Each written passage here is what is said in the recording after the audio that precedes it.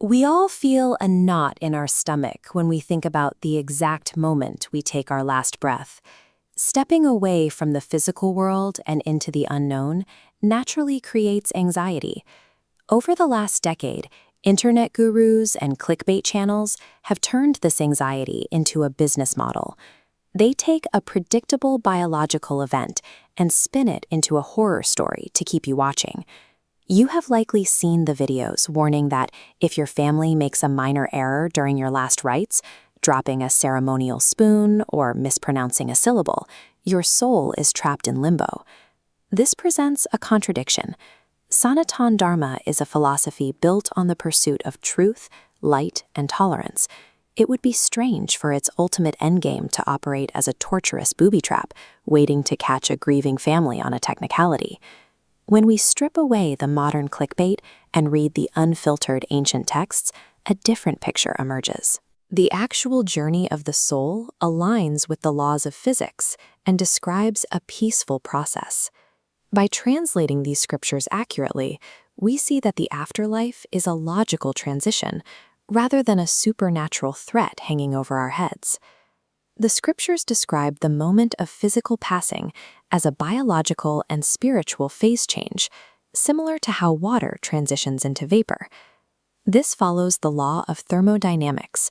Energy cannot be created or destroyed, only transformed. A solid mass dissolves into free-flowing particles.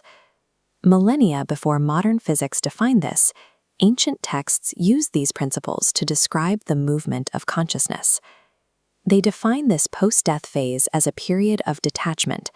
The energy is shedding its physical container. It is not a spirit wandering a house as a form of punishment. During this period, the soul does not stand before an angry judge.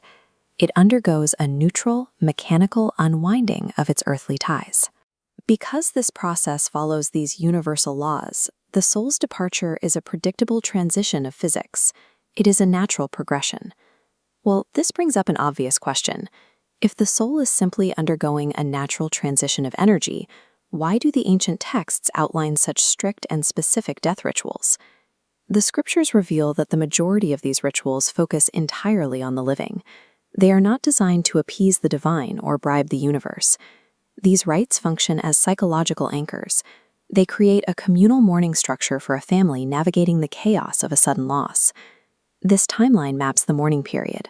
Erratic spikes of trauma smooth into a stable line as ritual milestones are met, providing control. This symbiotic relationship helps the living process grief, ensuring the departed energy isn't anchored by prolonged distress. In practice, these ancient rituals serve as a system for grief counseling. Our ancestors recognized that you heal the living to peacefully release the dead. Once those earthly ties are unwound and the grieving process is structured, the transitioned energy returns to its origin, remerging with the universal source.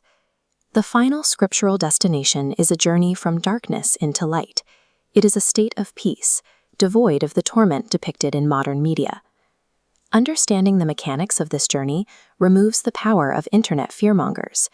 The unknown is no longer a weapon when you understand how it actually works. You do not need to be paralyzed by the anxiety of executing rituals with mathematical perfection. The universe does not penalize a family for a human error. Our heritage is built on investigative curiosity and psychological comfort. It is built on logic, not on blind terror. The next time you encounter stories of a terrifying afterlife, replace that fear with fascination. The transition is a natural and beautiful phase of existence. Stay curious and stay fearless.